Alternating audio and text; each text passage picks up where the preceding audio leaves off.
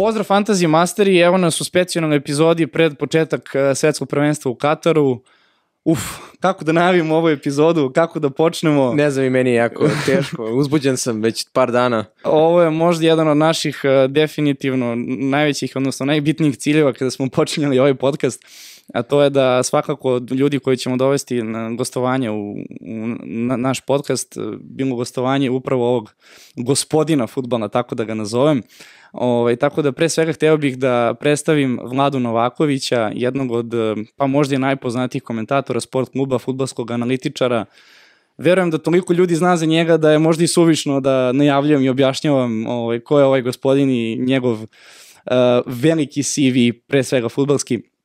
Tako da evo, hteo bih da pozdravim Vladu, da mu se zahvalim što je pristao da gostuje u našoj emisiji, posebno što je to emisija pred samo svetsko prvenstvo i Katar. I nadam se da ćemo imati jednu prelepu epizodu i što da ne, nekom daljem sarađivanju, jel tako? Tako da, evo, ajde da vidimo kako će to sve da izgleda. Ja se nadam, Vlado, da si spreman da te torturišemo sa pitanjima, jer nas sve interesuje kako će proći ovaj Katar, kako će proći naša reprezentacija i evo, pre svega da te pozdravimo i da pustimo tebe za uvodnu reč. Pa ništa, prvo super je što ću biti ovde pre nego što se moj podcast pojavi, pošto će prva epizoda analize, odnosno najave po grupama izaći tek u subotu, tako da imat ćete priliku da čujete preview onoga što vas čeka u narednim danima. Mislim da će biti super zabavno i mene zapravo najviše zanima šta vi koji igrate fantasy radite za tih mesec dana kada nema fantasy. Pa evo, iskreno ti kažem, s obzirom da smo počeli o fantaziju, ne znam koliko si upoznat sa našim radom, to je možda treba da prepustim Marku da ti objasni, ali svakako za početak epizode mi bi želeli da te pozovemo da uđeš u našu Fantasy Master ligu, da ti pošaljemo kod i da budeš neki zapravo počasni član naše lige i da što da ne se oprobaš sa nama. Ne znam kako si trenutno u fantaziju sa rezultatima, ali pretpostavljam da si mnogo bolje rangiran od nas dvojice. Sumnjam čisto. Užasan sam posebno zato što sam 4 puta menjao po 3-4 igrača u jednom kolu, tako da uzeo sam još sam sebi gomilu poena. Pa dobro, evo, znači Marko, onda definitivno poslaćemo čoveku kod i ako hoćeš naravno da se uključiš u Fantasy Mastere ligu. Koliko imamo članova? Skoro 540 skoro. 540, na početku lige skoro je to bilo 600, ali dobro, imamo mi još neke ideje, nadam se da će to zaživeti baš kako treba, tako da... Ali Vlado, kada smo kod već fantazija, igraćemo i fantazije koji je vezan za svetsko prvenstvo, pa ako si zainteresovan, možeš i tu da nam se priključiš, što to počinje za 2-3 dana. Takve stvari sam prestao da igram pre 15 godina i Ligu šampiona i to sve sam probao 2000-ih i onda sam shvatio kako nema šanse da se koncentrišem na nešto što ide na svaka 3 dana, to tako da sam digao ruke, ali ovo regularna liga, to je normalno. Super. Pa dobro, evo, ja bi onda svakako početak naše epizode umesto Katara izdvojio možda zapravo da popričamo pre svega sa tobom, jer svakako mi znamo za tebe, evo ja i Marko razmišljali smo o tome kako počnemo epizodu, ali mi za tebe znamo otkako znamo za Premier ligu. Mislim, ti si neki naš sinonim za... Koje ste godište vi? Nismo te čuli? Koje ste godište vas dvojice? Mi smo 98 obojica. Pa dobro. Znači, mogli ste da pratite Premier ligu i pre nego što smo mi krenuli sa prenosom? Svakako, ali nekako povezujemo Premier ligu sa tobom i sa tvojim ostalim kolegama sa sport kluba. I nekako, evo, prvo pitanje kad smo smišljali epizodu, to je bilo kako si ti zapravo postao komentator na sport klubu? Kako si došao zapravo na ideju ili da li su tebe zapravo našli na televiziji da te prepoznaju kao fudbalskog komentatora?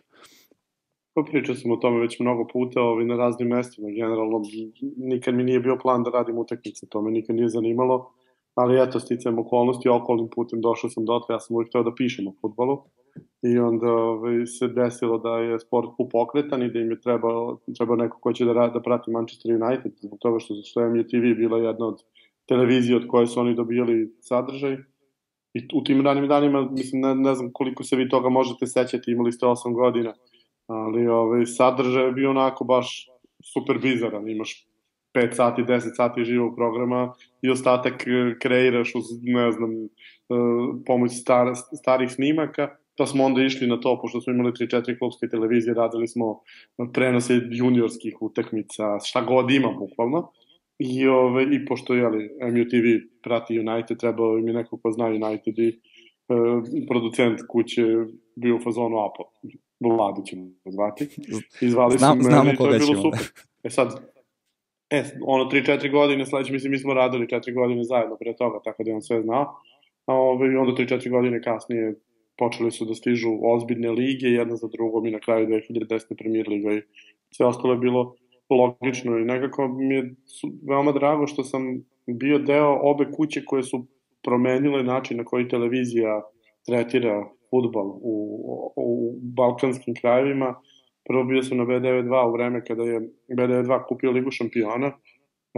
Vi ste tek tad bili mali, imali ste 5 godina, ali te 2003. godine RTS je izgubio prvi put pravo na Ligu šampiona. RTS je puštao ne znam kakve emisije pred utakmicu i onda direktno ulazio na teren, praktično nije se ni himna oslušala ni bilo šta.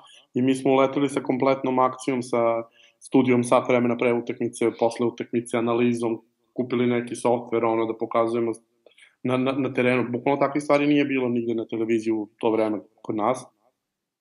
I onda kada smo mi počeli, onda posle toga kad se vratila Liga šampiona i RTS je uveo svoje emisije i to se isto pomerilo sa Premier Ligom.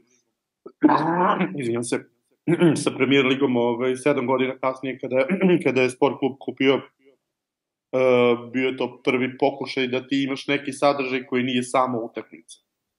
Mene interesuje takođe, s obzirom da si imao mnogobrojne kolege na Sport klubu, interesuje me takođe kada se napravi plan i program utakmica za svako kolo, odnosno za celu sezonu, kako ste raspoređivali ko prenosi koje utakmice? Da li je to bilo po tome, po iskustvu, po znanju, ko prenosi koju ekipu ili je više bilo po tome kad kome više odgovara termini, kada se dešavaju? Pa sve stvari su igrale ulogu, mislim uprava je pravila raspored, ali se generalno znalo, pogotovo u tim prvim godinama, prve 3-4 godine, možda čak i 5-6.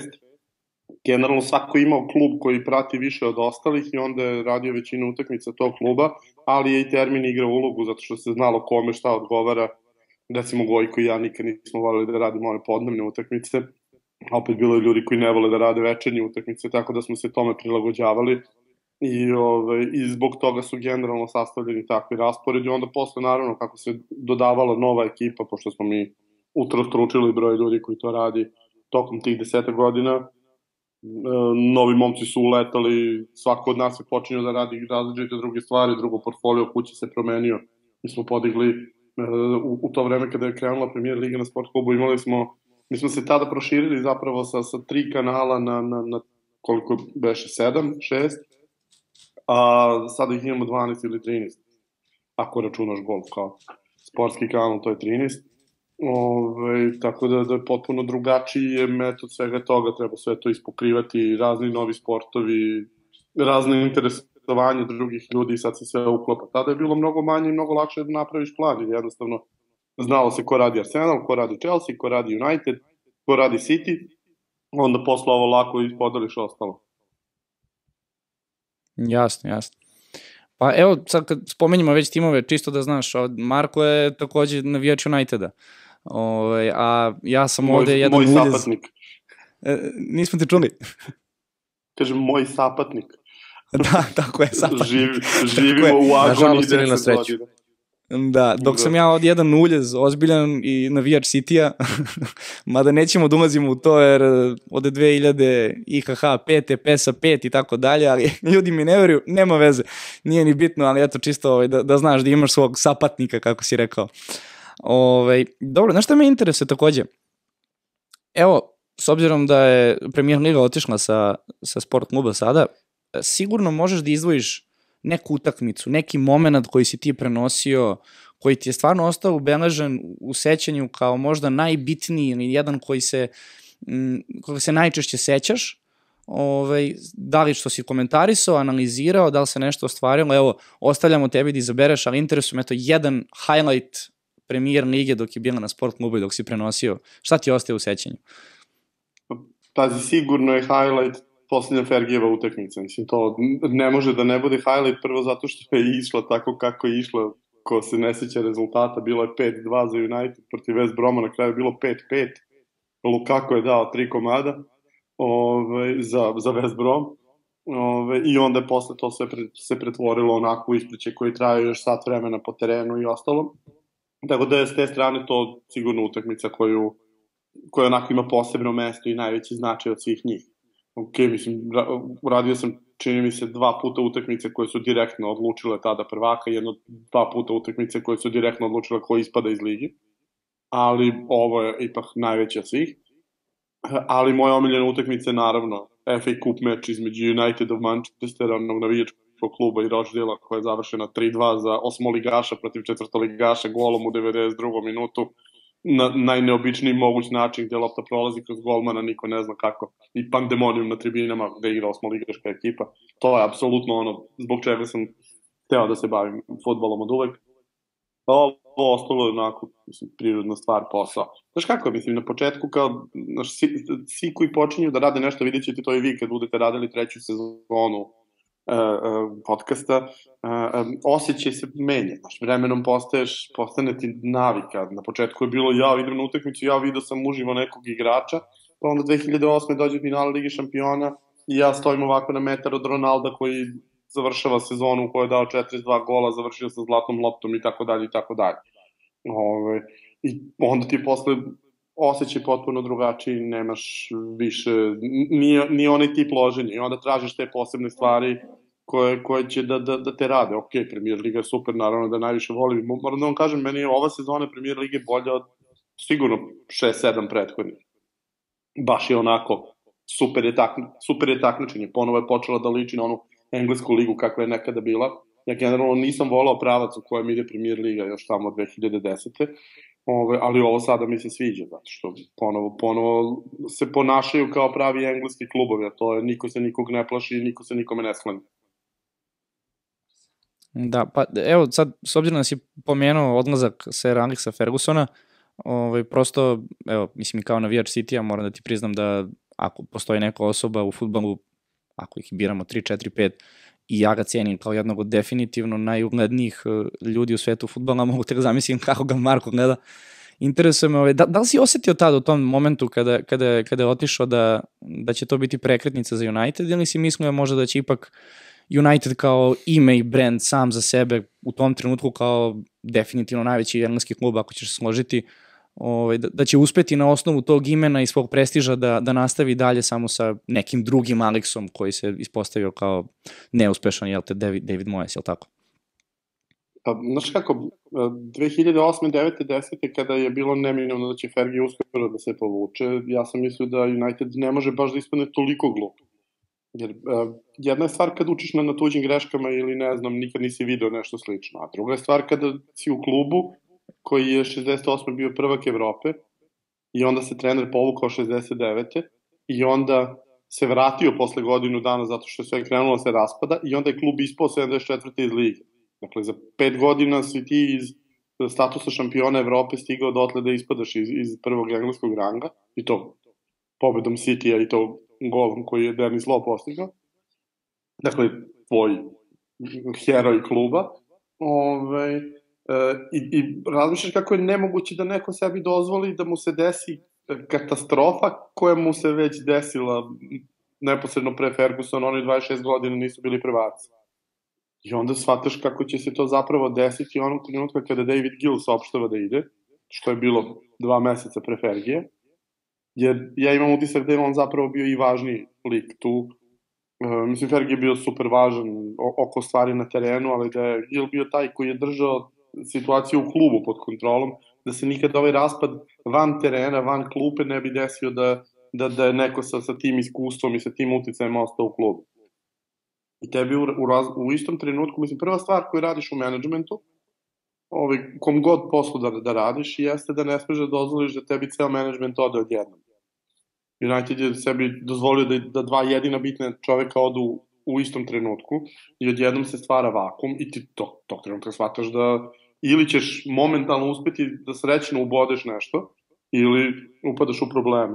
Sad, zahvaljujući tome što su napravili seriju pogrešnih poteza u narednim godinama, što su gotovo bez greške pogrešno birali, kad je trebalo da izaberu A ili B, uvek je pogrešna strana izabrana, oni su sada doveli dotle da 10 godina su praktično bacili u đubre, da su sebe doveli u situaciju da, iako oni su 5-6 godina bili bez bitnijih trofeja, dakle bilo je super, uzmemo Liga Kup, dobro je, ali su i dalje bili ubedljivo prvi po novcu koji zarađuju, po broju navijača, po svemu, po svim parametrima, ali to poslednjih 5 godina i nije tako. Evo, City sada zarađuje više para, čak i Liverpool uspeo zahvaljujući jednoj dobroj sezoni da ih prestigne na trenutak, to neće potrejati, ali je uspeo.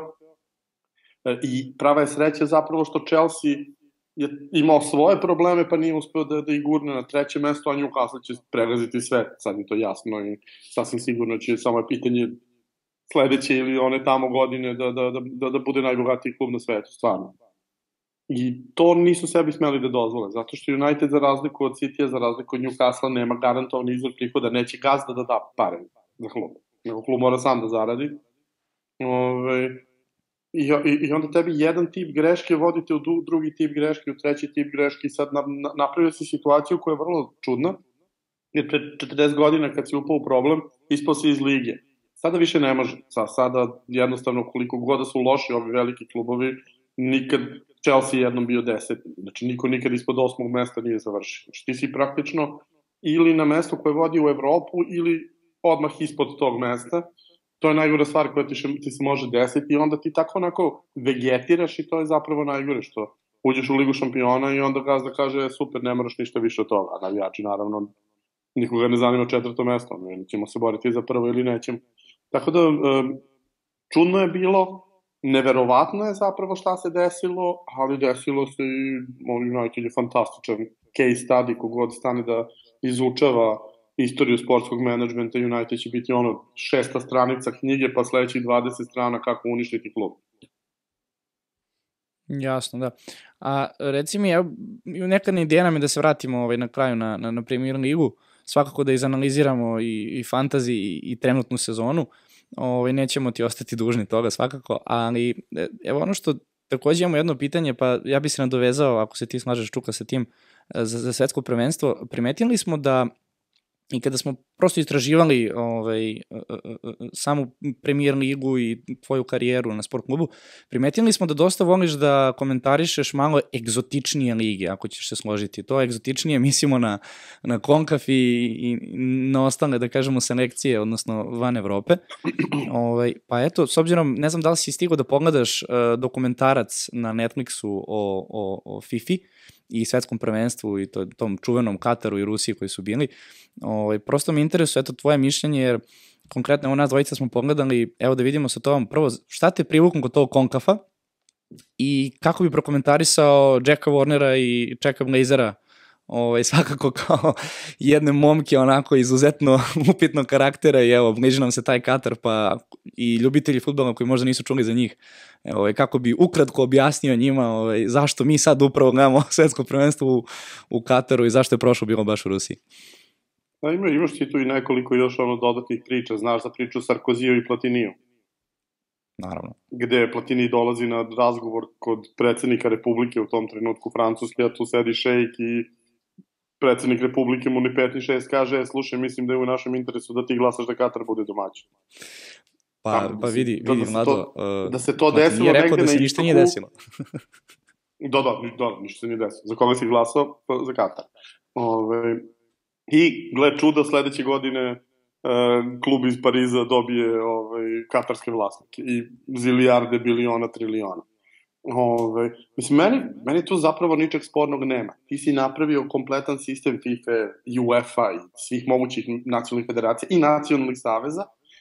Napravio si tako da budu ekstremno korumpirani. Da nije korupcija koncept na koji rade, po kojem rade. Dakle, nije korupcija tu, znaš kako kažu, kad pričaš sa ljudima iz IT sektora, pogotovo programerima i ljudima iz te priče, dakle, imaš feature-e i imaš bugove. Ovo nije bug, ovo je feature.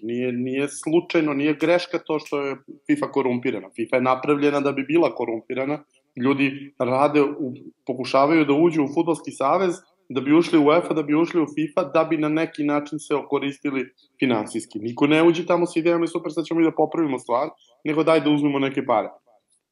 I, mislim, u Srbiji je to jako lepo moglo da se prati po tome kako su funkcioneri raznih organizacija se premeštali sa mesta na mesto, pokušavajući da nađu ono mesto koje u tom trenutku najviše para donosi. Mogu misliti koliko se, ne znam, Kokeza ili Tončev nerviraju što su promašili trenutak kada su pare došle u Zvezdu, na primjer. I otišli tamo gde u tom trenutku nije bilo para. Dakle, to su sve stvari koje su koje se dešavaju i ovde, ali se dešavaju i u svakom drugom sistemu. Ista korupcija postoji i u zapadnoj Evropi, a posebno postoji u tim krajevima sveta kao što su Afrika i Severna Amerika. Sad Warner je bio onako baš primetan lik i dosta razmetljiv i zbog toga su svi znali šta se dešava i drugo nemoj zaboraviti u CONCACAF-u su Sjedinjene Američke Države, a oni su puni oni koji bi tu da istražuju nešto, bla bla. Kada bi neko sad sada ozbiljno istražuje Afriku, to bi bio potpuni cirkus. Dakle, način na koji je Afrika vođena u prethodnih 30 godina fudbalski, oni su prošli kroz 3 različite faze u kojima 3 različite garniture su skidale jedna drugu zbog korupcije, da bi u roku od 2 minuta postali još veći korupcionaši, gde tebi Gianni Infantino kao predsjednik FIFA utrčava u celu priču sada i organizuje ovu Afričku superligu, dakle bio je protiv Evropske superlige, onda to isto napravi u Africi, ali u Africi on ima potpunu kontrolu, dakle svi glasovi iz Afrike su njegovi sigurni. To je FIFA je do 50 glasova u startu. Tako je, 54-55 zemalja, pošto stalno je neka pod suspenzijom pa nema pravo glasa. Ali do 74. godine FIFA je vođena na jedan način. Ona je vođena kao old school projekat, britanskih aristokrata, Sir Stanley Rouse je bio na čelu, svi pomoćnici su mu bili Italijan, Belgijanac, Francuz, kao ko je osnova FIFA, ti su i dalje bili tu. I onda je Joao Abelange glasovima Afrike dobio mesto tu i onda je počela igranka, daj da proširimo svetsko prvenstvo, da još zemalja ima mesto, ti čim proširiš svetsko prvenstvo, normalno taj kontinent koji je dobio ta dodatna mesta će da glasa za tebe, pa onda daj da fondove skrenemo tamo, pa oni skrenu 100 miliona fondova u Afriku, a uzmu 700 miliona. Meni je spektakl kad gledam analize finansijske svetskih prvenstava. Svi primećuju te stvari koliko je uzeo Jack Warner, da li je uzeo 1, 2 miliona.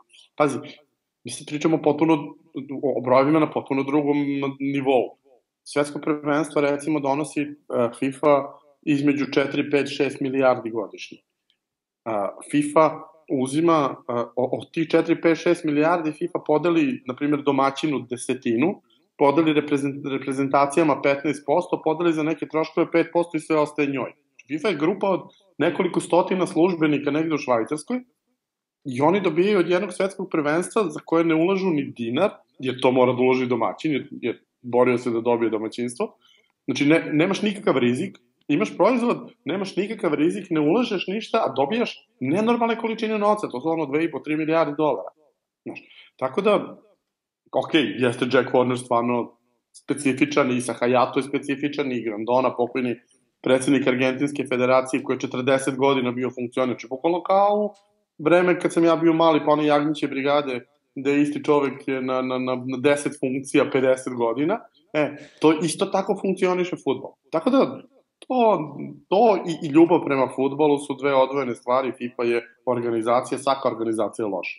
Nema ni jedna organizacija koja nije korumpirana, nema ni jedna organizacija koja želi da ne bude korumpirana. Niko nigde ne želi da ne bude korumpiran.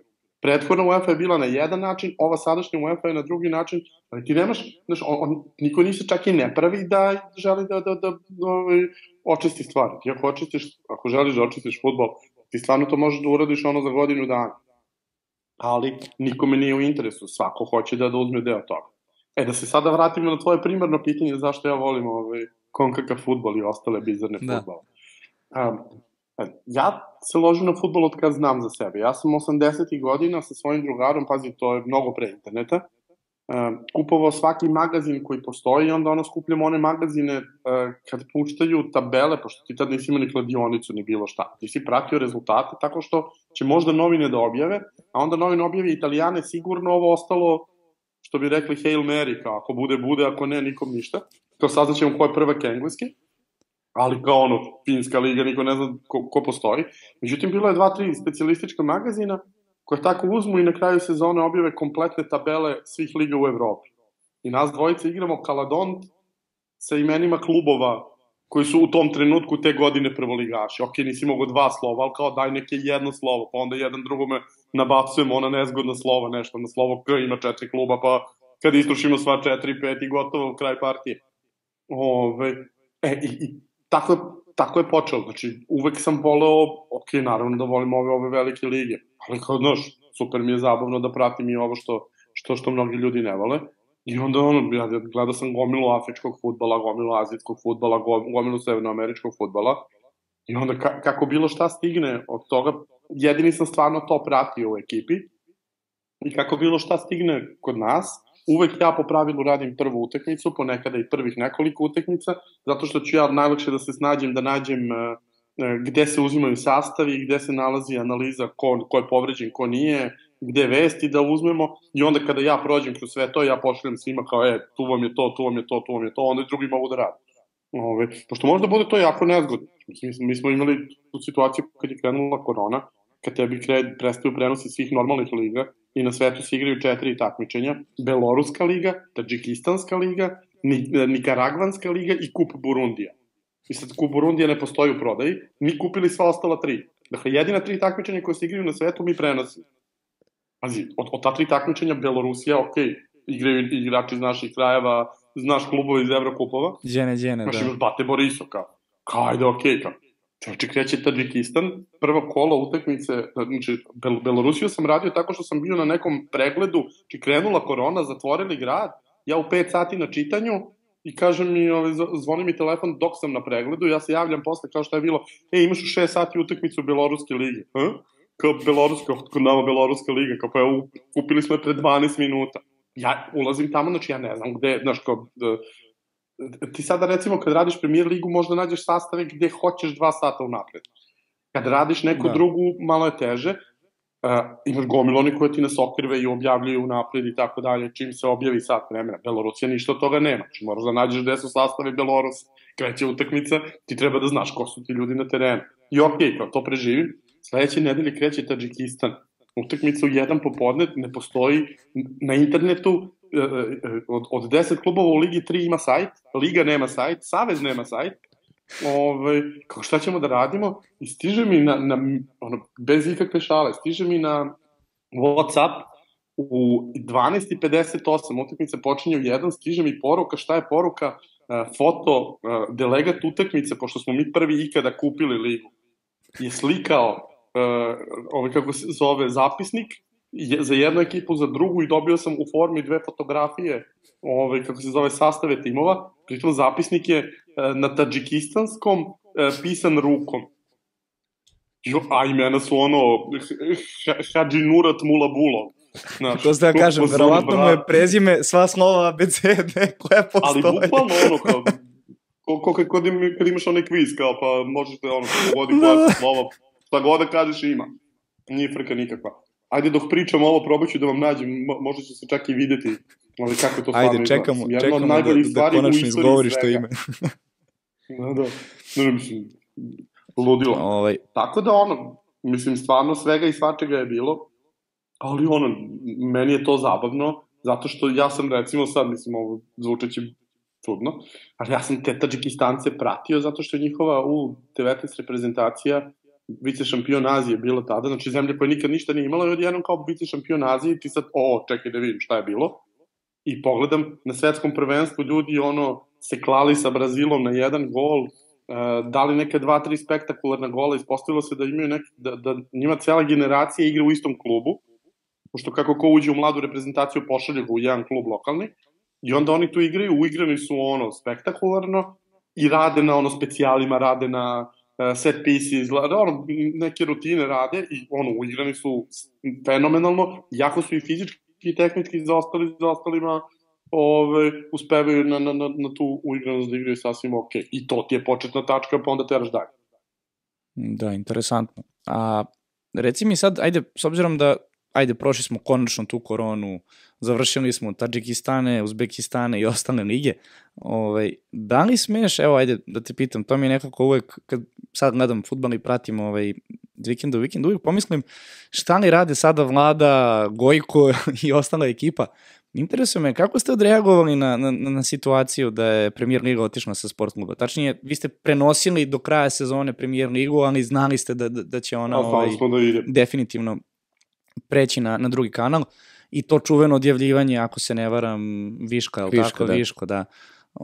Nekako prosto, ja mislim, završila se utakmica, ali ja sam hteo više da čujem šta će Viško reći nego samo odjavljivanje Premier Lige. Tako da evo, baš me interesuje kako ste međusobno odreagovali, ali ajde, naravno samo nešto kako interno se samo zove, da... isprtite. Evo ga sastav. Pa vi, znaš kako, mora bi malo još da zoom, to mi slabo vidimo. Čekaj, prvo da vam pokrenem kako izgleda. Dakle, dobro, prvi je Ivan Ponomarenko, što je super, a treći je Karamotulijazopa Alizoš.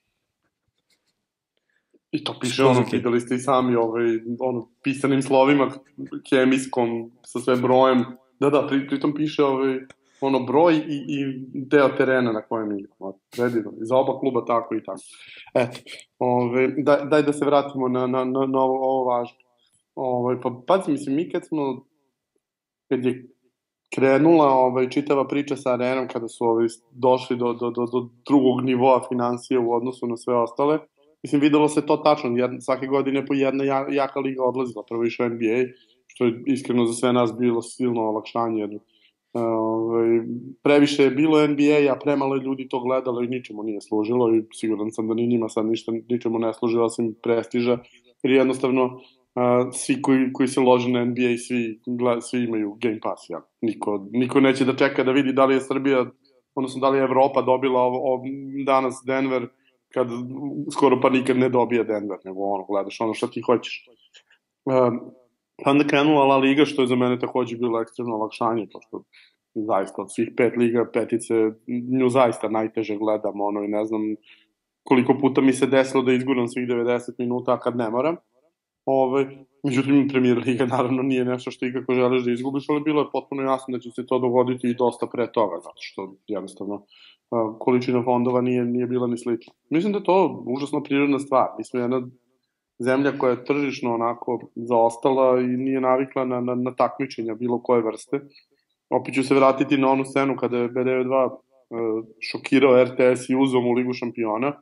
Uzeo mu je na taj način što niko nikada pre 92-ke nije poslao ponudu uopšte. Dakle, oni su u situaciji pluralizma gde postoji gomila televizija, 12, 13, 14 godina kupovali tako što su jedini koji ponude bilo šta. I čim je bilo ko drugi ponudio nešto, ispostavilo se da je to više nego što ovi daju. Ali je, kako se zove, mnogo bitno da postoji to, da imaš nekakvo takmičenje. Ti, ako nemaš konkurenciju, ti ne možeš da napreduješ nigde. To važi za bilo koju sferu života, za sport, za televiziju, za bilo šta. Ukoliko nemaš konkurenciju sa kojom ćeš morati da se nadmećeš, sve je besmisleno. Ono što je problem kod nas, to je što je u jednom i u drugom trenutku Sport klub je u jednom periodu imao potpunu dominaciju, sad Arena ima potpunu dominaciju, ali to nije dobro. Dobro bi bilo da su sve vreme bili uravnoteženi, sad tad je bar Arena imala nešto što je imalo smisla da se gleda, pa kao okej, to je druga stvar, sad Sport klubu praktično osim Bundeslige nema ni jednog top level sadržaja i to jeste problem, zato što nema, šta god da se dešava, nema šanse da u Srbiji ili da na bilo kojoj zemlji Balkana jedna televizija skupi dovoljno kadrova koji mogu da izguraju zaista 5 vrhunskih liga od jedna. Nema šanse. Dakle, ili ćeš ošljariti ili će ti ljudi raditi 6-7 utakmica za vikend, kao što se dešavalo, i to uvek ima jako loše rezultate. Generalno mislim da je najveći problem Balkana, balkanske televizije, pre svega profesionalizam, a to je, mislim, u ovim višim strukturama. To je, ne možeš da očekuješ od svojih ljudi da rade vrhunski posao ako će raditi 7-8 utakmica nedeljno, a svi znamo da u svakoj civilizovanoj zemlji čovjek radi 1 do 2, jer toliko ti realno možeš da spremiš, zato što ti ako hoćeš da radiš utakmicu moraš i da znaš te ljude i da se spremaš i ko je povređen i šta se dešava. Znaš, pazi, presek moje poslednje nedelje u Beogradu radio sam 2 utakmice Premier lige, jednu utakmicu Bundeslige, dakle 3 onako top level sadržaja, radio sam 2 utakmice Moldavske lige, pazi, i jednu utakmicu Azijskog kupa gde igraju vice šampion Uzbekistana i vice šampion Jordana. To je utakmica koju sam na Instagramu sam kačio kako live kačim slušalice o klinu. Znači, ajde da radiš nekih 6 gluposti pa da kažeš ok, kao znaš, kao njega tretiraju kao treću ligu, pa zato kao nije ni bitno šta će da radi, znaš, ali ne možeš istog čoveka da gurneš da u 2 dana radi Moldavsku pa Premier ligu, pa onda to ponoviš za nedelju dana. Znaš, to nije realno. Znači, niti ima smisla da neko radi toliko utakmica, niti ima smisla da toliko šara, i to pokazuje koliko se loše radi kod nas. I to mislim da je problem, mislim, i sport kluba, to je problem i arene, to je problem svakoga obavezno, jer Srbija je mala zemlja, Srbija ima 7 miliona stanovnika, ne može da se ponaša kao da je Amerika, a ni u Americi tako nešto se ne dešava. Znači, mislim, meni je, kad pričamo ovde sa ljudima, i kad im kažem šta mi, i to sad pričamo o ljudima koji su i iz Turske, iz Nemačke, iz Kanade, iz odakle god, Češke, Japana, Meksikanci, kad ja kažem šta mi sve prenosimo, njihovo jedino pitanje je zašto. Znači, meni dođe čovek iz Meksika, pazi, meni Meksička liga super, i pita što vi prenosite Meksičku ligu? Kao pa super je zabavna, imate stalno različite prvake, imate 10-12 jakih timova koji su konkurenti, da kako ste stigli da se zainteresujete za nju? Rekao, momče, kod nas, zbog kladionice znaju ljudi treću letonsku, šta se dešava, neka li neku prvu Meksičku ligu.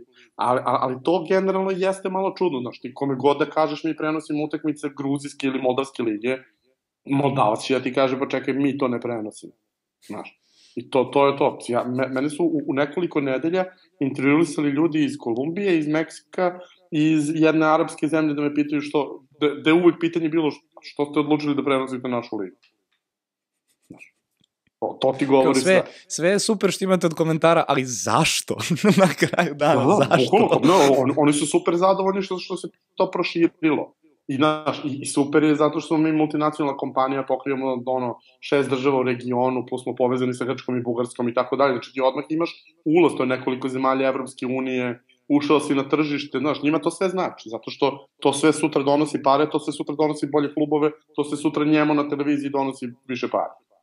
Ali, da se vratimo na to pitanje, zašto? Da. Pa evo, ja mislim da je možda sad trenutak, stvarno odgovorio si na neka pitanja koja smo stvarno smatrali da su možda nužno da te pitamo, jer probali smo da nađemo odgovore na neka pitanja, ali do sad nismo našli, eto kao, ajde da vidimo, da pitamo Vladu, možda hoće da priča o tome, možda ne, ali mislim da smo previše vremena oduzeli tebi na ovakve stvari, a evo nam za 3 dana najbitnije stvari u životu definitivno nije više ni najbitnija sporedna stvar, a to je svakako Katar i svetsko prvenstvo. Tako da odmah da udarimo tamo gde treba, to je da čujemo tvoju analizu naše reprezentacije, Pixija, da li je ovo ta generacija i šta nas čeka. Evo, šta je ta generacija? Tvoja analiza, šta da radimo? Šta da očekujemo od nas? Ja tebe pitam, šta znači ta generacija? Čime bi bio zadovoljan? Šta bi rekao ovo je dobar rezultat? Pa evo, konkretno, ja bi bio sasvim zadovoljan prolaskom grupe, definitivno. A što da ne i pobeda protiv, to vjerojatno Urugvaj pretpostavljamo, ali i da ne bude Urugvaj neka druga reprezentacija, što da ne i jedna utakmica dalje. Iskreno. Ali očekujem, prolaz grupe mi je nekako krajnje realna opcija, ako možemo to tako kažem. Jesi vidio moju anketu? Anketu koju sam pravio na tu temu. Da li si vidio anketu koju sam pravio na tu temu, šta očekuju navijači Srbije od reprezentacije? Ne, nismo videli. Pa radio sam sada pre neki dan drugu verziju, prvu verziju sam radio na dan posle Osla. I na obe ankete je odnos otprilike 32% četvrt finale, 29% osmina finala, s tim što je u onom prvom bilo 12% ispadanja u grupi, a 20, na primer, ne, 27-8 za polufinale i dalje, a sad je malo uravnoteženije, sad je 18 i 20. Ali u svakom slučaju, 82% misli da prolazi Srbija Evropu, preko polovine misli da Srbija prolazi bar do četvrtfinala i petina misli da ide u polufinala. To je presek mentaliteta srpske populacije. Pazi, tu je sigurno bilo ljudi koji se bave malo ozbiljnije fudbalom, pa su i oni glasali, pa oni sigurno nisu napisali finala. Pazi, evropsko prvenstvo ume da bude jako čudno, svetsko ne toliko. Ti nemaš iznenađenja kao svetske prvake, ali desi se da ti uđe u finale neko ko je malo čudan. Recimo, Hrvati su ušli na prošlo, njima se otvorilo sve što postoji. Srbiji sad ne može se otvori nikako, jer jednostavno nalazi se u toj polovini žreba da, recimo, u četvrtfinalu ne može da izbegne ozbiljnu reprezentaciju, jer sigurno je zapada jedna od Nemačke, Španije, Belgije i Hrvatske. Dakle, 4 stvarno ozbiljna tima. Znači, sve i da se desi da tipa Srbija završi prva u grupi, a Gana druga tamo, pa imaš otvoren prolaz, u četvrtfinalu te čeka neki masakr. Hrvati nisu imali ozbiljnog protivnika, zaista, top level protivnika do kraja. Ja zaista mislim da je Danska bila najozbiljniji tim s kojim su se suočili, jer mislim da je Danska ozbiljniji tim nego što je bila Engleska 2018. I Hrvati su sve to prošli tesno, na produžetke, na penale i tako dalje. Znači, moguće, ne zaboravi, Srbija je uzela titulu na Novom Zelandu, tako što je sve utakmice igrala na produžetke, penale i golove u 90. minutu, u 120. minutu. Dakle, te mentalitetske stvari na turniru su moguće. Tako da, ako dođe do osmine finala, može da se desi. Nije da je 0% šanse. Ja zaista ne mislim da je Srbija trenutno van 14, na primjer.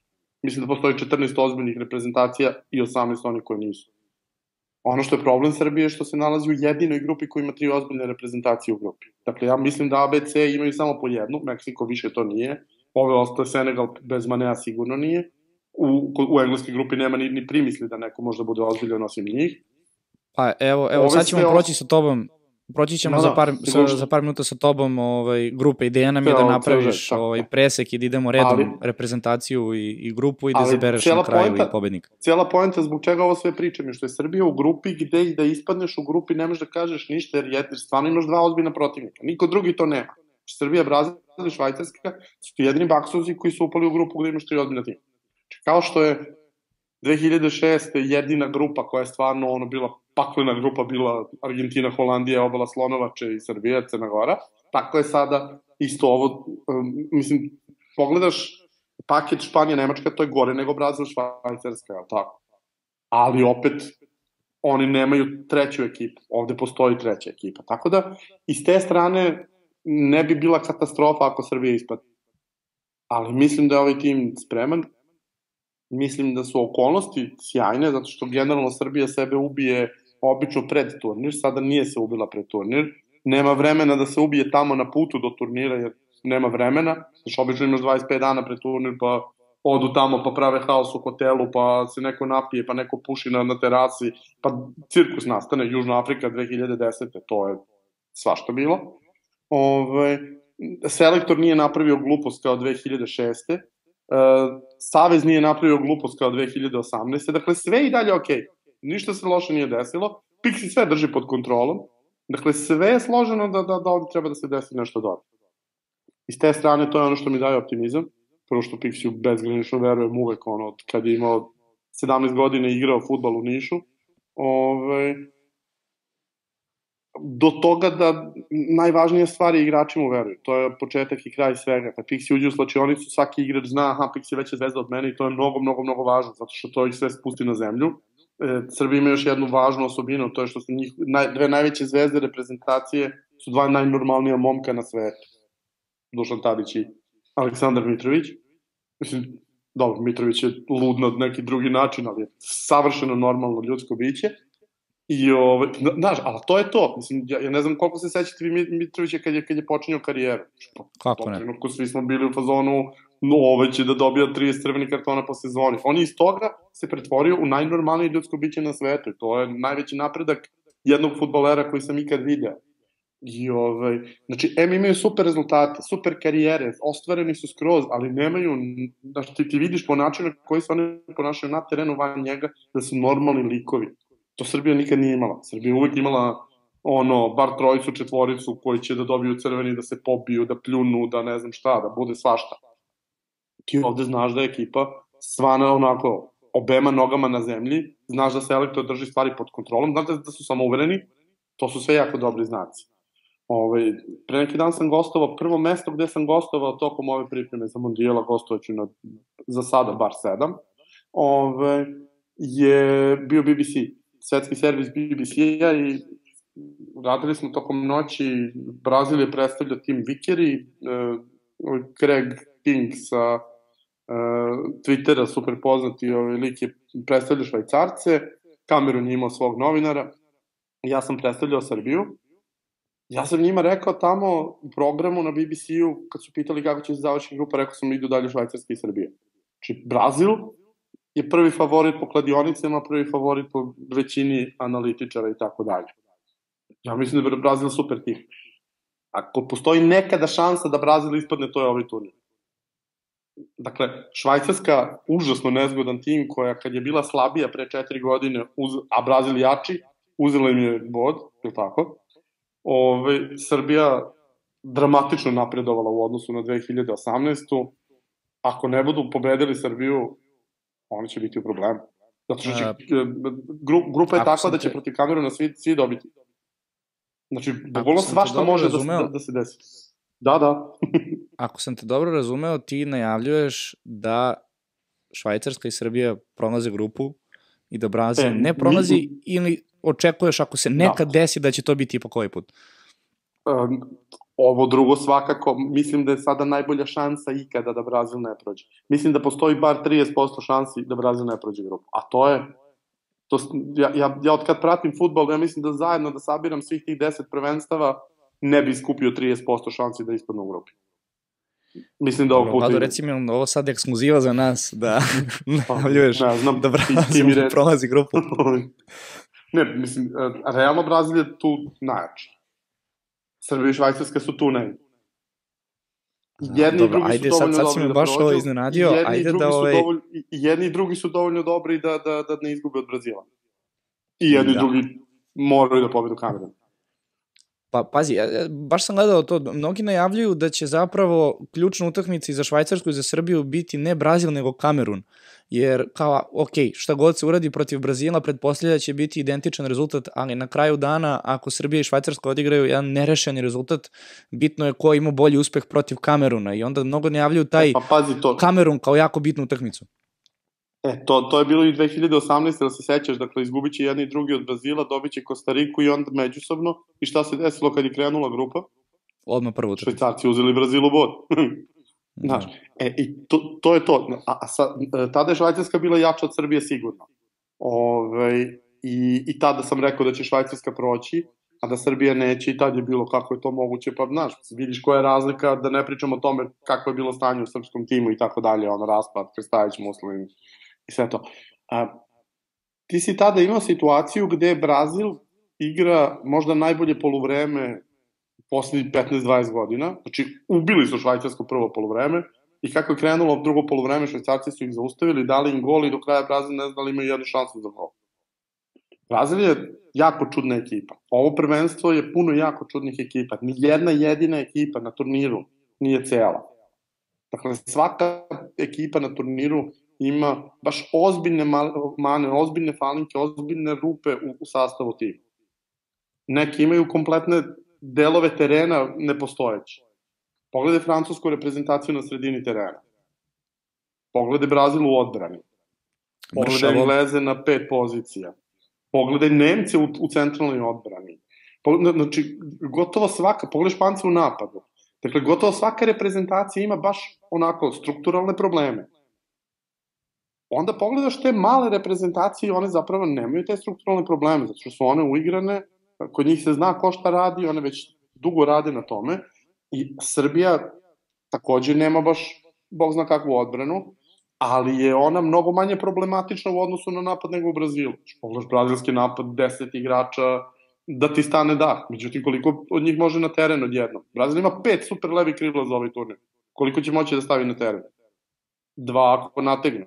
Pritom će od ta 2 jedno biti Neymar na poziciji 10, što znači da će, a znamo da Neymar voli da se izloči na levo, što znači da će svakako da utrčava u prostor, recimo, Vinicius. Znaš, a ko je njima glavni centralni napadač? Richarlison. Znaš, ti imaš Mitrovića, oni imaju Richarlisona, ne bih se menjao. I onda pogledaš jednog po jednog igrača, njihova odbrana je Thiago Silva i Dani Alves, ljudi imaju zajedno 80 godina, znači bezmalo su moje godište. Prilike, da, gore dole. Znači ti protiv njih, ako staneš nazad i ako igraš na kontra, imaš 3-4 igrača koji mogu da igraju takav fudbal bez problema, ja ne vidim da ne možda imaš 4-5 šansi protiv njih. I okej, Alisson će skinuti 1-1 na 1, no ne mora svaki. Tako da, Brazilu bukvalno onako visi cela grupa na tome što uradi sa Srbijom. Jer ja ne vidim kako će Švajcarska ispustiti protiv Kameruna bodove. Ako Srbija uzme bod njima i 3 protiv Kameruna, ako Srbija i Brazil odigraju nerešeno, a Švajcarska uđe u tu utakmicu sa Brazilom sa 3 boda, Švajcarci mogu mirno da igraju na nerešeno. Brazil mora da pobedi kako zna i ume. A igrati protiv Švajcaraca koji su Francuzima na Jurnjevu dali 2 gola u poslednjih 10 minuta, gubili 3-1, izbacili ih. Znaš, mnogo je gadna reprezentacija za bilo šta. Pazi, Švajcarska igra 4 turnira u nizu, Švajcarska prolazi non stop. Znači ona vidi to nije, oni nemaju visok plafon, ali im je prag jako, jako visok. Nenormalno visok jer su uigrani, znaju ko šta radi, jasno postavljene strukture u timu, Murat Yakin odlično nasledio Petkovića, imali super euro, izbacili Italiju u grupi, bez poraza došli, znaš, mislim, bukvalno sve što se dešava nagoveštava da baš onako nije za opustiti se kad upadneš u takvu grupu. Tako da Srbija drži ključ toga. Ako uspe da izgura protiv Brazila neporažena, Brazil visi. Brazil mora, kako zna, i ume da dobije Švajcarsku u drugom kolu. Ako je ne dobije, svašta može se desiti. A ako dođe u takvu situaciju, tu je najveća prednost Brazila zapravo što posljednje kolo igra protiv Kameruna, pa ako shvate, ok, napravit ćemo krug, pa nam treba 6-0, daće 6. Ali, šta ako im Švajcarska, šta ako ih Srbija pobedi, šta ako ih Švajcarska pobedi? Pa zaista mi ne deluje kao da ne može se desiti. Jer ne deluju mi uverljivo uopšte. Ajde onda da pređemo na naredni deo, a počet ćemo onda od naše grupe, a to je da prođemo kroz prognozu celog svetskog prvenstva. Evo, ne zameri, mi smo na bien.com sajtu, nekako mi deluje da oni imaju najbolju animaciju, tako da počeli bi sa tobom naravno od naše grupe. Evo, prvo da nam daš prognozu. Dakle, prva reprezentacija koju nam kažeš je prvo mesto, druga reprezentacija je drugo mesto u grupi. Znači, krećemo od naše grupe, ajde tako da to bude prva. Ajde kažemo tako, Srbija, Švajcarska. Srbija, Švajcarska, dobro. Srbija na prvom mestu u grupi, jel? Da. Ok. Srbija će pobediti, Švajcarska će im uzeti bod. Grupa A, Katar, Ekvador, Senegal, Holandija. Dobro, Holandija je to sigurno prva. Sad će ispasti haos oko toga šta se desilo zbog Manea, bio bi to zicer za Senegalce. Međutim, ovako je vrlo Katar je tanak, lupio je u plafon, pročitanje, ali igra kod kuće. Ekvador je super tim, ali su mnogo mladi. Mislim da će Katar uspeti da ih tu malo, što bi se reklo, na foru dobije i njih i Senegalce i da prođe dalje. Dakle, dobit će jednu utakmicu, 2 nerešene i bit će drugi. Dobro, dakle, ko je na drugom mestu onda u grupi? Katar. Katar? Opa, dobro. Idemo dalje, grupa B. Engleska, Iran, Sjedinjene Američke Države i Vels. Engleska prva sigurno. Mislim da će biti Vels zato što imaju Gareta koji će da reši stvar na ovaj ili onaj način. Ja bi tu jako volao Iran da prođe, ali mislim da će proći Vels. Ok. Ajmo dalje. Mislim da su Amerikanci užasno pokvarili sebi strukturu u reprezentaciji sad spiskom igrača koje je pozvao i mislim da će Berhalter dobiti otkaz odmah posle turnira. Dobro, ok. Grupa C. Definitivno jedan od favorita u ovoj grupi, ali evo, ajde da idemo redom. Dakle, u grupi su Argentina, Saudijska Arabija, Meksiko i Poljska. Argentina će biti prva, to ne bi smelo da bude dileme, ali mislim da će na kraju Meksiko ipak uspeti da izgura Poljsku, što nemam poverenja u Poljaki na velikim takmičenjima uopšte, uvek podbace. Samo su jedno iole pristojno takmičenje odigrali I propastili su celo sećanje na Lewandowskog, jer ono ne može ništa s reprezentacijom da uradi. Tako da, Meksikanci su to, tim za 4 utakmice, od 94. na svakom turniru su prošli grupu i na svakom turniru su ispali osmini finala, tako će i sad. To sam upravo hteo sad da ti spomenem, evo je podatak, pretpostavljam već da znaš, ali verovali ili ne, Meksikanci nikad nisu, odnosno svaki put kada su igrali na svetskom prvenstvu, uvek su prolazili grupu. Nikad se nije desilo da je nisu prošli.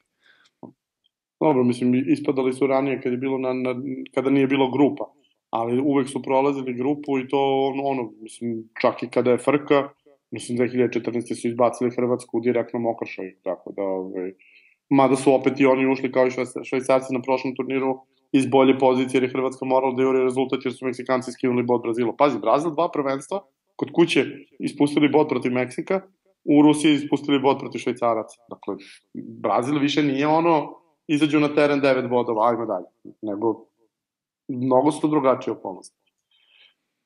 Hoćemo grupu D.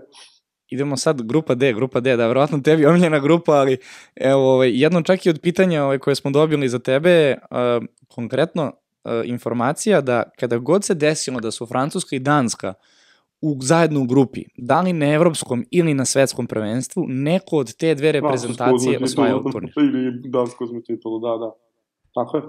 84. je bilo da pobedila Francuska i onda su obe prošle dalje, onda 92. je pobedila Danska i to u direktnom duelu koji izgubi ispada i ako bude nerešeno Francuska ide dalje, Danska i Švedska su otišle i 98. takođe u grupi i 2018. takođe u grupi, da. Tako da, veoma sam optimista oko turnira. Sad nema šanse Francuzi s ovim sastavom da izguraju do kraja.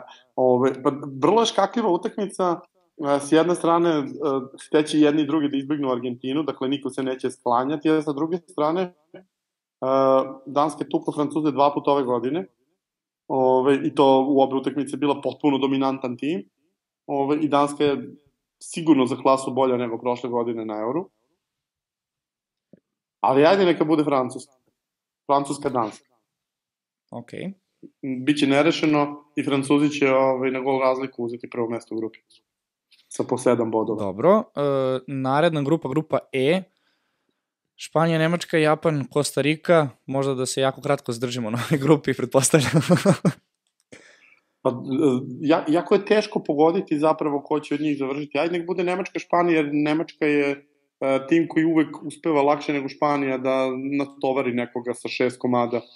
Španci imaju problem da daju golove čak i kada imaju loptu 100% vremena. Tako da ajde nek bude Nemačka, Španija isto nerešeno pa na gol razliku Nemci. Dobro, grupa F sa našim komšijama, Belgija, Kanada, Maroko i Hrvatska. Belgija, Hrvatska. Tim redom, jel? Sa mojim komšijama i vašim komšijama. Da, ovdje inače super mi je, pošto u kraju imam, recimo, među 1000 ljudi koji su mi najbliži, imam jedno 80 Marokanaca i jedno 50 Hrvata, plus domaći stanovništvo, tako da će biti vatreno u grupi. Idemo dalje, dobro, grupa G, to smo već spomenuli i za kraj, isto takođe, pored naše grupe, definitivno grupa koja nas najviše interesuje, to je grupa H, odnosno H, to su Portugal, Gana, Urugvaj i Južna Koreja. Portugal, Urugvaj, dobro. Da. Mislim da Urugvaj onako, ili im je prekasno ili im je prerano. Ima gomila igrača koji više ne mogu baš to da izguraju, a s druge strane imaju gomila igrača koji će tek biti to, tako da će na sledećem prvenstvu biti bolji nego sad. Ali mislim da ne mogu da izguraju sve turnire. Prošle put su izbacili Portugalce, ali mislim Portugal jednostavno ima jako, jako dobar tim. Dobro, ajde da vidimo onda sada top 16, odnosno osminu. Svakako prva utakmica će biti Holandija-Vels po tvojoj prognozi. Holandija i Engleska lagano prolaze to. Engleska kada igra s Katarom. Argentina-Danska. Danska? Znači Argentina odmah nakon grupne faze ispada. To je tvoja prognoza. Kao i prošli put. Mislim i sa Francuskom da igraju isto bi ispali potpuno. Ne pravi mi neku veliku razliku. Ne samo da mislim mislim stvarno da su i jedni i drugi bolji od Argentine i to ne malo. Jer stvarno mislim da je francusko-danska grupa je neprijatna, jer su jedni i drugi stvarno top timovi. Za Argentinu ne mislim da je top tim. Argentina je super, ima lepu seriju, ali ta serija je protiv Estonije, protiv ovoga, protiv onoga, igrali su sa koliko, 7 van južnoameričkih reprezentacija, i to osim Italijana koji su u tom trenutku bili između petice od Nemaca i ispadanja od Makedonije, praktično nisu imali ozbiljnije protivnika za sve to vreme. Tako da mislim da to neće baš tako da ide lako kako kladionice očekuju. Pa evo, mi smo baš pre nego što si se ti uključio pravilnu prognozu za svetsko prvenstvo i svako ima neke varijacije ko će biti prvi, drugi u grupi, ali na kraju se ispostavilo, osim Marka, svi smo imali prognozu da će Argentina na kraju. Kako god sad gledaš, štikliraš ekipe, na kraju Argentina uvek bude prva, evo Marko, jedino Brazil bio prvi. Tako da evo, sad si nas baš iznenadio da će Danska izbaci Argentinu. Ja ne vidim južnoamerikance nikako, znači čak i Brazil da uzme očekivano mesto, mislim, ja zaista mislim da je Brazil najbolji tim u grupi sa Srbijom i Švajcarskom, ali i da prođe to ne vidim kako bi prošli do kraja. Prošli bi osminu, četvrtfinale ne, jer mislim da su slabiji od sve ove 4 ekipe, s kim god da igraju. Tako da generalno ne vidim nikako južnoamerikanci u polufinalu. Francuska, Meksiko. Što ti daje odgovor na pitanje ko dobija utakmicu u osmini između Srbije i Urugvaja. I između ostalo, da. Da. Gde smo stali? Stali smo kod Nemačke i... Stali smo Francusko, Meksiko. Da, Francusko. Mislim, Meksiko igra 4 utakmice, to je to. Oni imaju, kod njih postoji ta kultna stvar, quinto partido. Da li će dočekati živi 5. utakmicu na turniru? Znaš, to je nacionalno pitanje broj 1.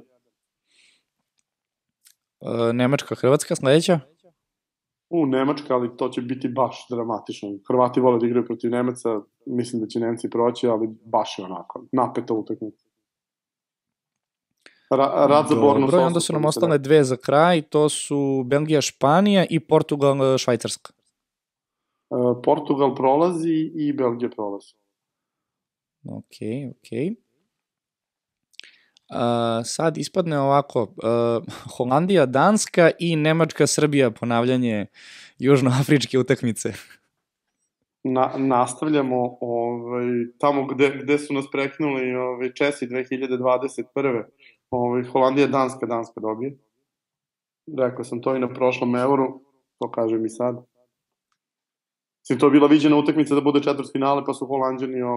Ja mislim da bi Holanđani sa boljom ekipom protivničkom snuli u osmini finala, zato što oni su to, kao nisu igrali jedan turnir, nisu igrali drugi, došli na 2020. pokidali grupu i onda osmina finala ispadanje od Česi, najgori tim od 16 koji su ušli. Znači, svakako podržavamo Dansku u tom slučaju, a onda Nemačka, Srbija, to si mi ostao dužan ili te nisam dobro čuo. Šta, smo došli do Nemačke, Srbija? Da, Nemačka, Srbija sledeća. Da, Nemačka. To je to, znači, to je kraj, ne može sad završava. Ovo je možda najbolja utakmica, definitivno. Ali pazi, znači Nemci tuku Hrvate i Srbe u paketu, a? Pa, da. Gde smo došli? Francuska i... Engleska, Francuska. Francuska, mislim, kakva je Engleska. Baš je povelika razlika. I za kraj ostalo je Belgija, Portugal? Belgija.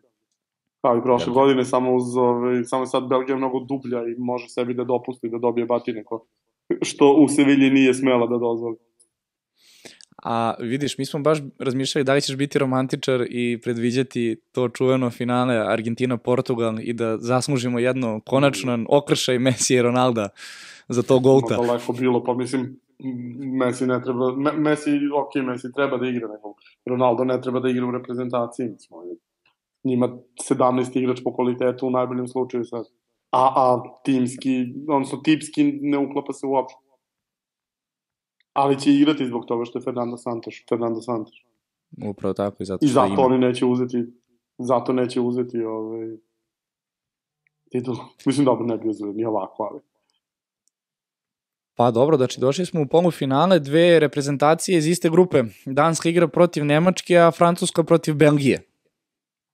Da. Nemačka, Belgija. Finale.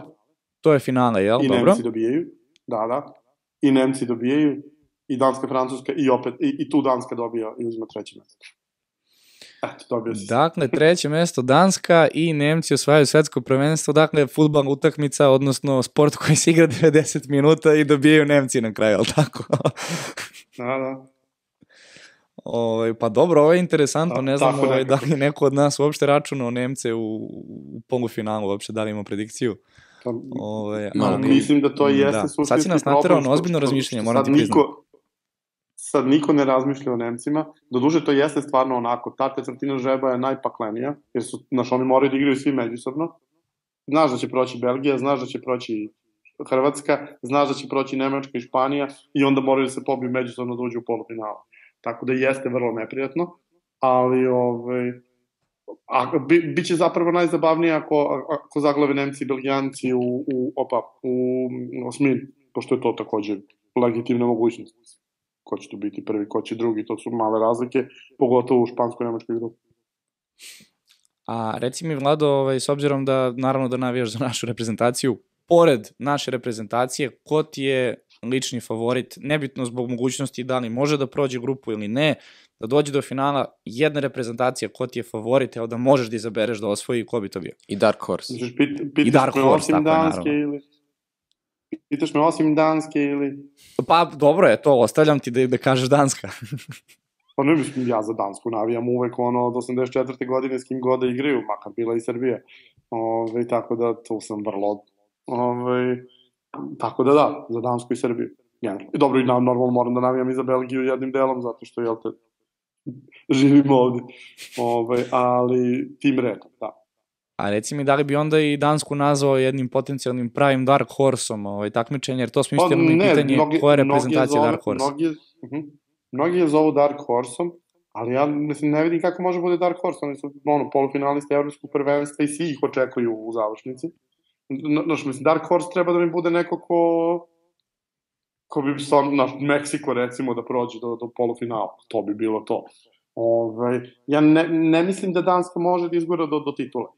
Da uđe u polufinale, to je negde realnost, da nije ovakav raspored po grupama, da tipa moraš odmah da ideš na Argentinu, znači da se posreći da upadne ispred Francuske, pa da je raspored ko je drugi u argentinskoj grupi, šta smo rekli, Meksiko, da, i onda sledeći Engleska ili Danska do polufinala stiže bez znoja. Ovako, mislim, preko Argentine je malo teže, ozbiljnija borba i to, ali generalno, mislim, ne vidim kome bi ko prati fudbal bilo iznenađenje. Mislim, Danska ima koliko? Od 2016. ima 5 poraza za 6 godina. I to od Belgije, Hrvatske i šta je veše peto. I od Engleza na evropskom prvenstvu. To su jedini porazi. Dobro, izgubili su od Škotske dead rubber u kvalifikacijama kad su poslali B tim jer su se već kvalifikovali. Danska je stvarno postala mnogo moćna, nisam očekivao da će tako brzo uspeti da se transformiše iz tima koji dozvoli sebi da ne ode na Euro 2016 u tim koji stvarno ide na turnire i u fazonu si ako ne stigne do četvrtfinala, pa onako kao, nije to dobro. Baš je čudno. Čudan je osjećaj i dobar je osjećaj. I sviđa mi se što se to isto desilo i sa Danskom i sa Srbijom. Što ti znaš, naš igrač sa Švajcarskom i Brazilom, normalno je i da ispadneš, nije drama, ali mnogo glupo, mislim, nema smisla da tako bude, znaš da mogu da stignu do četvrtfinala uz malo sreće, bez većih problema i da bi u bilo kom drugom rasporedu grupa verovatno i stigla do četvrtfinala. Jasno. Pa dobro, evo vidi ovako, svakako izanalizirao si ovo svetsko prvenstvo, moram da ti priznam da si nas malo sad iznenadio sa Nemcima, definitivno i Belgijom, ali ostajemo dužni, pošto ne bi prosto više da dužimo epizodu. Moram to da ti kažem, Francuska bi mi bila mnogo bliža tituli da su iole zdravi, ali pogledaj šta im se desilo sa povredama, masakrirani su bukvalno. Kanté, Pogba, Nkunku, da sam nekog... Manjan, mislim, meni Manjan mnogo bolja opcija na golu nego Loris. Tako da, generalno su isečeni su na svakom delu terena pomalo. Nemoj da se ljutiš ako neka od tvojih prognoza ne prođe, pa ti se javimo privatno na Twitteru, čisto da ti screenshotujemo jedan rezultat. Ali sad šalno na stranu, dosta ljudi je... Sam pogodio sve grupe, dobro, ne sve, naravno, onu Nemačku nisam, ali sve ostale sam pogodio, čak i ko će biti prvi, ko će biti drugi u onim grupama gde znaš da dve idu dalje i tako dalje i tako dalje. I onda sam otišao na televiziju, gostovao sam kod Nine Kolundžije i onda sam napravio raspored svega do kraja i do kraja sam pogodio 3 utakmice, čini mi se. Znači, od osmine finala do finala 3 utakmice sam pogodio. Tako da, navikao sam na to. Mislim, kako ti kažem, ovo je sve... Tak, nije ni naš pitanje da li bih u kladionici tako razmišljao. Naš u kladionici bih stavio pare na Brazil protiv Švajcarske i Srbije. Ovo nije kladionica, tako da mogu da se opustim. Tako da nemam frku sa tim. Nije moj posao da pogađam, to mi je čisto ono zabava. Moj posao je da ti analiziram zbog čega će da pobede jedni, a zbog čega drugi. A znam, ali opet i tvoje pogađanje nije ajde da izaberem pola, ipak ima neku pozadinu. Sve što bi se reklo educated guess. Kažem, meni uvek to, ja recimo, kad sam prestao da se kladim, ja sam prvo prestao da se kladim na Premier ligu, jer sam uvek mogu da ti objasnim zašto će da bude ket, zašto x, zašto dvojka.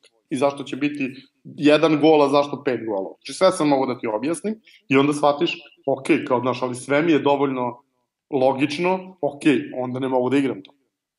I onda uvijek sam volao, kada sam se kladio, a prestao sam pre 20 godina, kladio sam se na ligi koje ne pratim. Znači, ne znam ništa o njoj, samo na osnovu brojeva i uzimo pare. Sa ovim stvarima isto. Znači, ti najbolje pare realno možeš da uzmeš u nekoj osmini finala, četvrtfinalu, jer su tada timovi onako, svi su našponovani da igraju full, a postoji neka razlika. Ovo ostalo, mislim, u životu ne bih na svetsko prvenstvo kao ulagao pare, niti bilo šta, to je baš bizar. Jer premalo novca ti donosi da prođe favorit, a premalo je šanse da prođe outside. Apsolutno.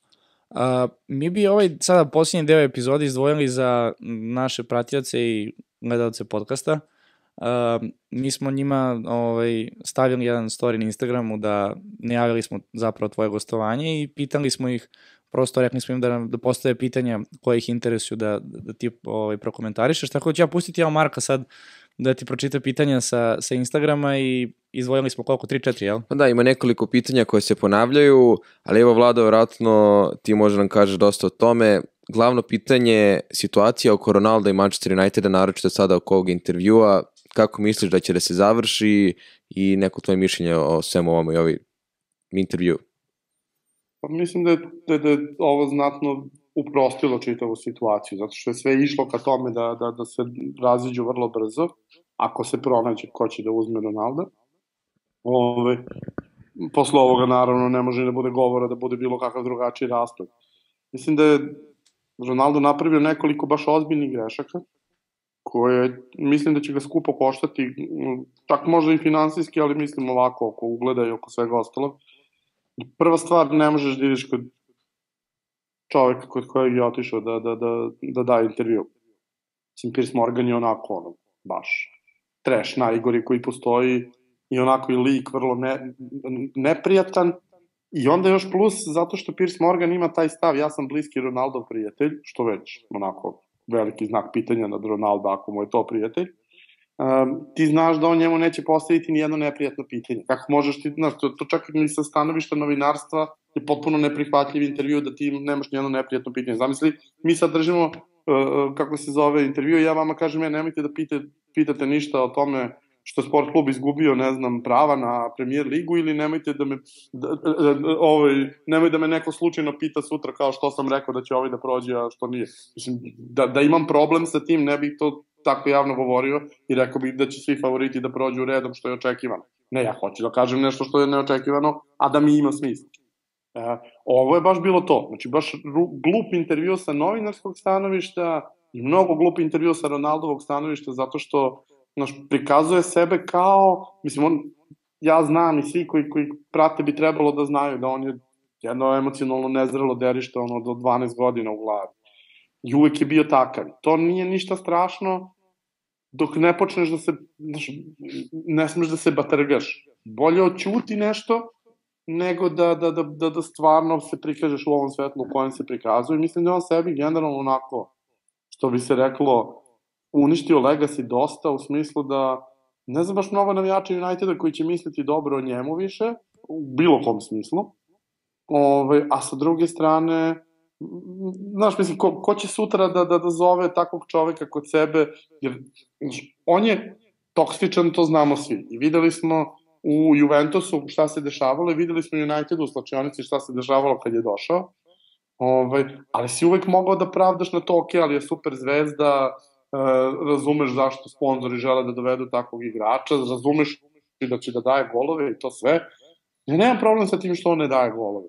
To je prirodna stvar, čovjek ima 38 godina, ne odgovara mu sistem igre, ne odgovara mu, razne stvari mu ne odgovaraju. Ali ovo sada je onako poziv da te više niko nikada ne zove nigde. Posle ovoga, ja ne mogu da zamislim poslodavca koji bi ga okrenuo i rekao je super, ajde dođi ti kod mene u klub. Najopasnija stvar je zapravo ono što je on radio, to je onako ružno i da se razumemo, siguran sam da je ovo Pierceov intervju sa Pierceom, a ne sa Ronaldom, da je on bukvalno onako kuvao Ronalda godinu dana, ajde napravi, ajde, kada uhvatiš derište i ubediš ga, ma vidi šta ti je uradio, stavio te pod suspenziju. Ja mislim da ovaj intervju snimam tipa pre 3 nedelje. Naprimer, nekoliko dana posle te suspenzije, jel vidi šta ti je ovaj uradio, je došao neki ćelavi tu i kao, on će tebe da suspenduje, ko je bre on, i ovaj se naravno primi, jer način na koji je on pričao, znaš, pokazuje prvo koliko ništa o fudbalu ne zna, znači on zna da daje golove, ali ništa o fudbalu ne zna, drugo, koliko ono elementarnog poštovanja za ljude nema. Pazi, mi to sve znamo, ja znam Ronalda od kad je igra za Sporting. I znam kad je došao United. Znam kakav je moj stav bio tada, mislim, za vaše fantasy fanove. Ja nikada za vreme Ronaldovog boravka u Unitedu 6 godina ga nisam uzeo svoj fantasy tim. On je uzimao 300 bodova po sezoni. Ja nisam hteo da ga uzmem iz principa. Zato što emotivno nisam mogao da prihvatim da ga uzmem. Nisam hteo da mi bude u timu. Dovoljno mi je što mi je... Znači, mislim, pola vremena sam u fantaziju se, kao sad će Ronaldo puca penal u, koliko bi dobro bilo da on promaši, pa kao da Rooney prileti i da da gol i onda sam bio u fazonu, daj, smiri se, nema tako da razmišljaš, kao igraju za tvoj klub obojica. Ali ne možeš se tako ponašati ni prema kome. Znači, mislim, svi smo mi dolazili u nekadu situacije da smo u svojim sredinama na poslu, pa se promeni ekipa koja je tu, pa se promeni gazda, pa hoće nešto, pa se nekako ponašaju, ali mora da postoji nekakav način na koji se ponašaš. Sad pričamo o čoveku koji ima, koliko ima fanova na Instagramu, nisam ispratio, ali mnogo. Mislim, 100 miliona, na primer, možda ih je 50, možda ih je 300, nije važno.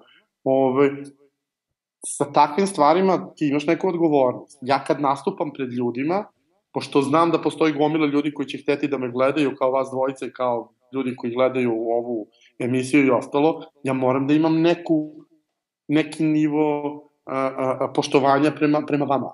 Znači, ne mogu pred vama da se ponašam kao da su ovakvi i ovakvi, da, znaš, mogu ja privatno da ne volim nekoga, ali to je moja privatna stvar.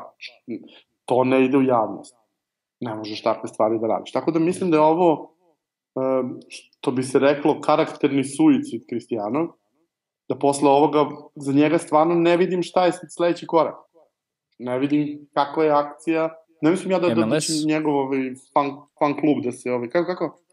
Da, ali, znaš, mislim, bilo kad pre ovoga je MLS bio logičan korak. Ali želi li neko MLS-u čoveka koji će ovako da se ponaša? Znaš, sutra neko mu ne doda loptu i on se okrene i sa terena izađe onako u 83. minutu jer je nezadovoljno jer nije dobio loptu. Znaš, čovjek kreće objašnjavati, pa kao što su drugo očekivali, naravno da ću da izađem sa klupe koje onda mene ubaci 3 minuta pred kraj. Znaš, i onda se setiš finale Liga Kupa 2017. Mourinho, nerešeno je, Rooney stoji pored out linije i sprema se da uđe u 89. minutu, Zlatan daje gol u 89. minutu, Rooney skače i otrčava u tom pravcu kao raduje se, Mourinho mu kaže, ok, sad će odbrambeni igrač da uđe, nećeš ti, Rooney kao važi, super, sede na klupu. Pričamo o Wayne Rooney, kapitenu Manchester Uniteda, koji je u tom trenutku 14. godina u klubu. Nema nikakvih problema, mislim. Mi smo ovde da pobedimo, da uzmemo peha. Da li ću ja da budem na terenu ili će Pera da bude na terenu? Znaš, kao super, sigurno bi on volao da igra svaku utakmicu. On je najveći problem imao kad su ga odmarali, pošto je taj tip tela i igrača. Ali ono, šta da radiš, mislim. Nikakva drama i naravno ću se radovati pobedi svog kluba. Oko od ovoga nećeš vidjeti. Znači, ovo je dva najveća incidenta napravio posle dve najvažnije utakmice Uniteda ove sezone, a da nisu pobjeda nad Liverpoolom. A to je ona pobjeda na Spursima, on u toj utakmici, gde si ti prvi put protiv neke ekipe iz vrha posle mnogo godina ultra dominantan. Ole je dobio utakmice, ali na kontre. Ovo protiv Spursa bilo moglo da bude 9-0, znači potpuna dominacija. I ti u 90. minutu te utakmice se išetavaš. I drugi put, nakon što su pobedili i završili ovu polusezonu pobedom, i to u 94. minutu, i to klinca koji je A, Argentinac, B, kao Argentinac priča da mu je Ronaldo idol. Znači, pazi, gde ćeš bolju PR kampanju za sebe nego što je Alejandro Garnacho Ronaldo idola, ne Messi. I ti njemu upropastiš to što je dao gol u 94. minutu zato što je imao dio da će tog dana da pusti. Samo da je pustio taj prvi deo, taj intervju još nije objavljen ceo. Samo da je pustio prvi deo u sredu, a ne u nedelju, problem bi bio 6 puta manji. Ovako, bukvalno si u fazonu. Mislim, videli ste Bruna kako je reagovao. Znaš, mislim, saigrači iz reprezentacije, saigrači iz istog kluba su došli isto. Bukvalno je bio fazonu. Da, to navodno je Žao Mario osporio tu situaciju. Sad, da li koliko oni to hoće da ispeglaju pre početka svetskog prvenstva ili ne, to je pitanje, ali stvarno nismo svi toliko glupi. Možemo na sledeće pitanje? Pa ne, mislim, definitivno. Jasno, dobili smo još nekoliko onako pitanja iste sadržine. U principu, mnogi su pitali koji je limit Newcastle ove sezone, da li Arsenal može do titule, i to je otprilike isto bilo pitanje vezano za Newcastle, da li oni mogu da postanu novi Manchester City u nekom narednom periodu kroz narednih par godina? Oni će sigurno postati novi Manchester City, tu nema dileme nikakve. Jednostavno, kad imaš gazdu koji je 400 puta bogatiji od gazde Manchester City-a, neka da, ne onaj procenat koji daje neka da 1% onoga što od svojih prihoda daje, pa ćeš imati 4 puta više para. Tako da tu nikakve dilema nema. Newcastle samo je pitanje vremena. Ono što je mene iznenadilo što su zaista veliko brzo kliknuli. Ja sam očekivao, pred sezonu sam najavljivao da će Newcastle biti mnogo bolji, da će igrati Evropu. Na pitanje da li može do Ligi šampiona u tom trenutku mi delovalo da ne može, ali niko nije predvideo ovakav kolaps i Liverpoola i Chelsea u istom trenutku. Ovo je bez malo ko 15-16. Taj nivo da ti nekoliko velikih ekipa posustane odjednom. Tako da im se otvorilo, međutim, Newcastle je mnogo zdravije počeo priču nego City. City je trebalo nekoliko godina da shvate šta rade. Setite se, City je prvi potez bio poslednjih dana prelaznog roka, kupili Robinja. Robinjo mislio da dolazi u United. Znači na tom nivou ludila. Pa su bili su ispod crte na polusezoni, znaš, da su im pevali City's going down with $1 billion in the bank. Pa im je trebalo nekoliko godina da shvate kako trenera. Ne, to drugi vlasnik, od 2008. do 2000...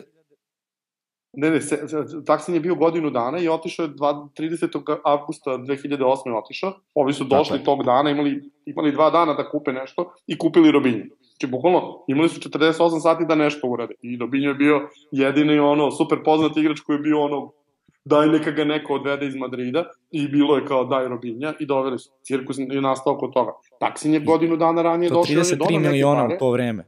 To je katastrofa bila finansijski, mislim, prosto šta rade. Ma dobro, ali znaš, ti tu kupuješ imidž, jer ti dok ne ubediš nekog igrača da dođe, on nećeš da ubediti drugog igrača da dođe. Znači ti moraš prvo nekog da dovedeš, da bi on ubedio drugog, da bi on ubedio trećeg. Zato je Newcastle vrlo pametno radio, jer je dovodio engleske igrače za koje znaš da će da dođu. Normalno će ti Trippier koji je rođen u Manchesteru da dođe u Newcastle, jer ga baš briga, to mu je tu. A da li ćeš ubediti Brazilca da dođe? Hoćeš do Ellingtona, ali ne možeš da ubediš Neymara da ti dođe. U ovom trenutku, za 2 godine ćeš moći. I oni malo po malo su radili, međutim oni su prvu stvar koju su radili, doveli su trenera pre svega, i to od ozbiljnog trenera koji je Over Achiever ekstremni bio u Bournemouthu i ovaj odmah počeo da radi super stvari. Ti sad vidiš šta znači kad su ti igrači trenirani. Pogledaj šta se desilo sa Joelintonom, našao mu je bolju poziciju, naučio ga šta treba da radi Joelinton odjednom, ako ne u prvom timu Premier Ligi, onda sigurno u drugom ili trećem, a bio je raspad potpuno. Pa pogledaj Almirona, koji nije znao gde je igrač meseca oktobra i to potpuno legitimno. To mislim da je dobar put, ali opet njihov je to gde oni sad moraju da stignu mnogo više nego što je to gde City mora da stigne on. Jer je City tamo imao protiv sebe United koji je morao u nekom trenutku da stane i Chelsea koji je bio vrlo nepouzdan, jedne godine prvi pa osmi, pa prvi pa treći, pa prvi pa osmi, uvek i nikog drugog. Ovi sad imaju jako dobro organizovan Liverpool, Spurse koji imaju ambiciju, United koji će valjda biti bolji, Chelsea koji ima para koliko hoćeš i City koji je all of the above, znači bukvalno imaju pare, imaju organizaciju, znaju šta rade, imaju plan 3 godine unapred, dakle neće im biti lako, kao što je City bilo lako da preuzme kontrolu, ali će doći, imaće više para od City-a, a mislim da su preskočili prve 3 City-eve godine ili 4 onog ludila sa Mancini i svega ostalo i odmah krenuli na boljeg trenera. Tako da mislim da će Newcastle jako brzo raditi. Sad dokle može ove godine. Kako sada stoje stvari, mene ne bi iznenadilo bukvalno da bilo ko od ovo, znači da od prva 4 na tabeli trenutno, za svakog mogu da zamislim da bude drugi, za svakog mogu da zamislim da ne uđe u Ligu šampiona osim City-a. Znači mogu da zamislim da Arsenal bude 5, sa plus 12, 15 koliko imaju.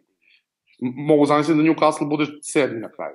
A isto tako mogu da zamislim da Newcastle napadne titulu. Znači, bukvalno svaka od te 4 ekipe mislim da može da napadne titulu. Mislim da svaka može legitimno da bude druga iza City-a. Ne mogu da zamislim tipa da City bude treći.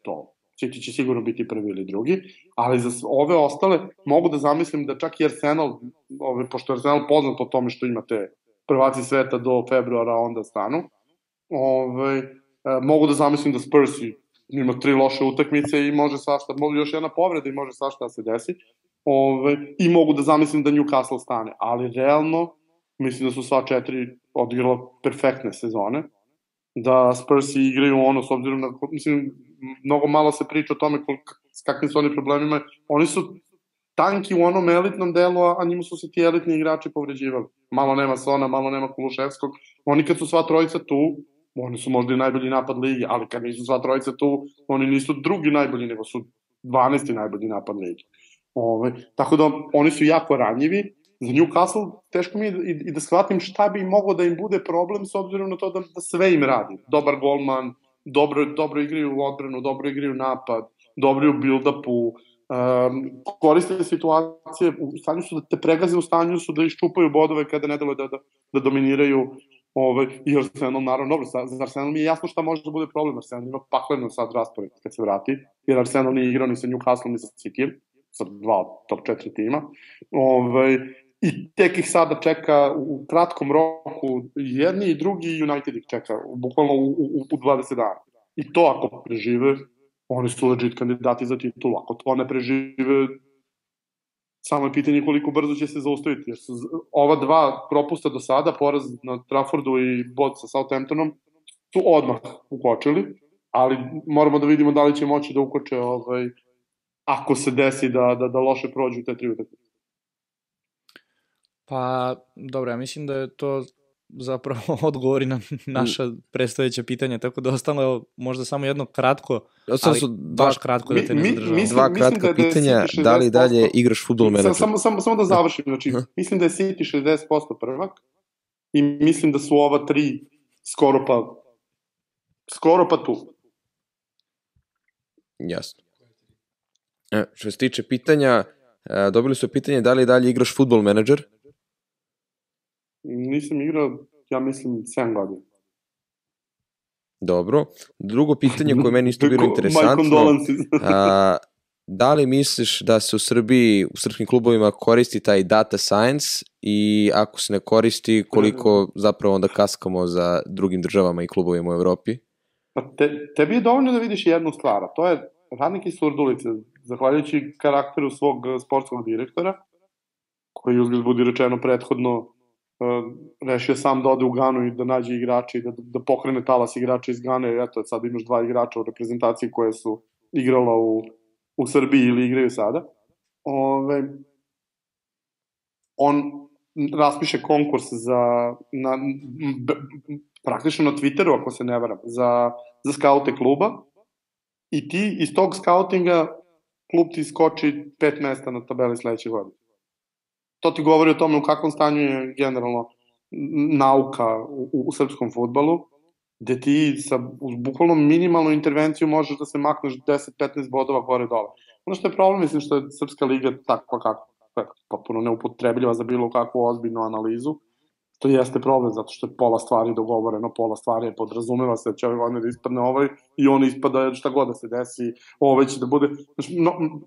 Prvo, ti imaš tu nekoliko liga, imaš Ligu Zvezde i Partizana koji imaju mnogo para u odnosu na ostale, a premalo para u odnosu na kakve su im evropske ambicije, one bi da budu jedni i drugi stalno gore, a imaju 8 para svojih konkurenata.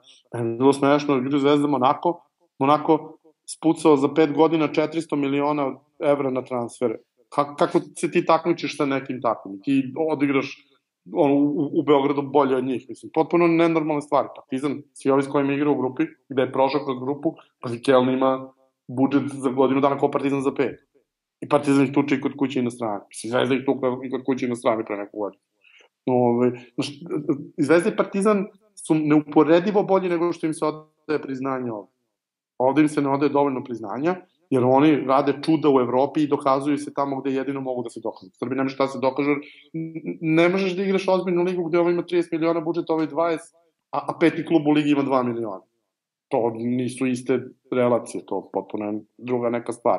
Ok, bit će nekad neko iznenađenje, ali u 100 utakmica normalno da će ovi dobijati 98.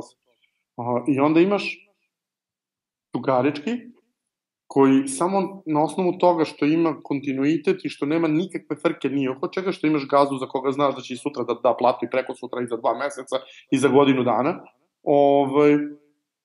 apsolutno nema problema da bude treći u ligi.